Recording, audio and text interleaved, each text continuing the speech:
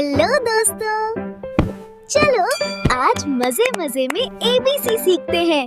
तैयार हो ना? ये है A से एप्पल। मजेदार सेब, खाओगे क्या? अरे वाह! सेब तो उछल रहा है, जल्दी पकड़ो नहीं तो भाग जाएगा। ये है B से बॉल। देखो कितनी प्यारी गेंद है, खेलें क्या? बॉल उछल रही है। पकड़ो पकड़ो। अरे लियो, तेज भागो वरना ये जीत जाएगी। ये है C से कैट। देखो कितना प्यारा बिल्ली का बच्चा है, प्यार करोगे क्या? म्याऊ म्याऊ।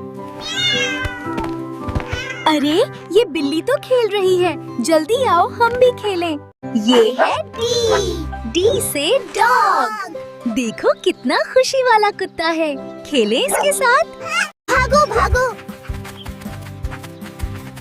कुत्ता दौड़ रहा है। अरे लियो जल्दी आओ वरना ये जीत जाएगा। ये है E से एलिफेंट। वाह, कितना बड़ा हाथी है। वाह! सारे लेटर वापस आ गए। क्या तुम सब पहचान सकते हो? ये कौन है? हाँ।